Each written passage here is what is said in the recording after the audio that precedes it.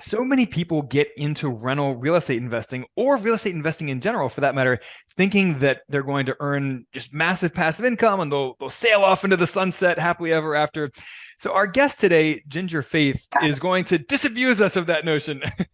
We're going to talk a little bit about why passive income from rentals is a myth and what's better, how to actually build those passive income streams in real estate related investments instead. So Ginger Faith is a Silicon Valley real estate broker and builder. She's the CEO of Golden Canyon Properties, also the founder of the Women's Wealth Network.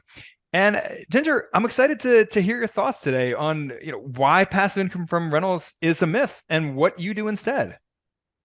Well, thank you very much for having me on. I think this is a really fun topic to talk about. And I have to go back to when I started in 1994. I bought my first rental property. It was an old, dilapidated, super cool Victorian with a widow's peak, and it was mahogany libraries, but it was kind of dilapidated. So I got involved in real estate originally, and I started calling realtors. And I got this one realtor and I said, "Hey, I want to get some passive income from investment properties."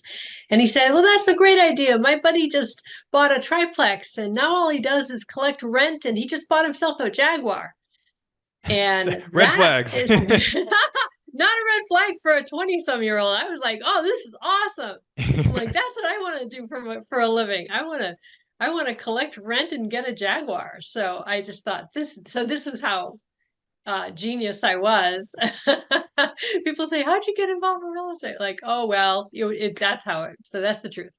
So more brawn than brains, but I get in, and then I buy this six family property, and I realize that obviously it was some work. Yeah, it was in 1886, super cool. But it was actually a labor of love because it was super nice, and I painted it like a painted lady, cream and pink and purple, and I had people lining up the door for, with rental applications. I want in, I want in. So that was cool, but it was never really passive. It was actually very, very active. And any of us who have any experience, we know until you sell it, it's active when you have rental property. I don't care what it is. And the quickest way to have your asset go downhill is to make it completely passive, where you're just not even paying attention to it, right? And then it goes downhill. So what I say is actually better. And better is of course relative. It depends on what you want, how old you are, what your timelines, what your goals are. But private money lending and underwriting, and I put that together very specifically for a very, very good reason, because passive private money lending is spoken about a lot. And the problem with private money lending is if you don't know what you're doing, you could be writing checks to a crook or an incompetent. So let's look at the banks because they're a wonderful example of how to do it right. Okay. They have teams of underwriters, which they're highly trained. And so when you go and you get a mortgage on your home, or you want to buy a home or an investment property, any of us who've been an investor, we know they grill us hard because they don't trust you at all. Right. And all this documentation, they're doing background checks, they're doing everything, credit checks, they're calling your employer, make sure you have a job. Now, I'm not saying that you do or don't have to go to that level when you're offered an opportunity for private money investing. I'm not saying that you do have to do that, but you do have to have at least a fundamental understanding of how to underwrite, how to know if you hand over this money for a private, passive income uh, opportunity, that you're going to get your money back, because there's no return on investment until there's a return of investment. Right. Right. And I've seen people who never get a return of investment because they give it to someone who doesn't know what they're doing. Now, this is obviously there's always risk with real estate. We know that. That's number one.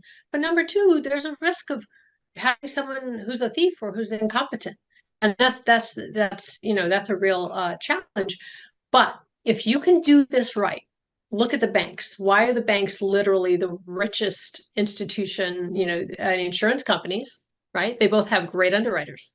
They have great underwriting systems, right? But if you can do that, the benefit is you underwrite once you collect checks for an indefinite period of time.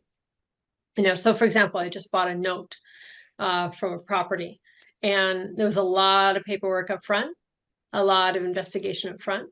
But now it's just I connecting with the servicer, and then I get a check every month, and that's it. That just closed this week.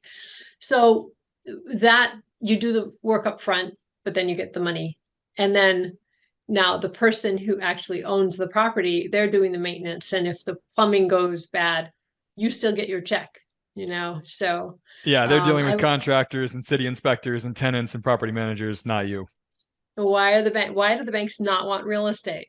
That's why. They're smart. We need to be smart like banks, right? So yeah. Yeah, this is a lesson that it took me an embarrassingly long time to learn. So when I was in my 20s, I did the same thing. I went out and I bought a bunch of rental properties thinking that it was going to be passive income and that I could, retire one day or, one day soon and that it would be all fine and dandy. And then I came to discover very quickly that rental properties are actually a lot of work. Even turnkey properties, and that's sort of my beef with like turnkey sellers and course teachers. They say, oh, it's 100% passive. Well, it's not passive, but I mean, it's more passive than the BRRRR strategy. Renovating a Right. property to keep as a Right. rental, but Right. but yeah, you still have to deal with pulling permits and dealing with city inspectors and Yeah. contractors who are the a very difficult part of investing in real estate, and that doesn't even begin to get into tenants and property managers. So yeah, I went through all that stuff myself. I totally sympathize. Midnight water leaks and Yeah. Oh, yeah. I mean, every vacation you're being interrupted by phone calls. I mean, I've had tenants, bang on my home door at 9 o'clock at night. I tell a story about how my wife, back when this was like our fourth date, meeting each other, I invited her over to cook her dinner and put on a movie on the couch.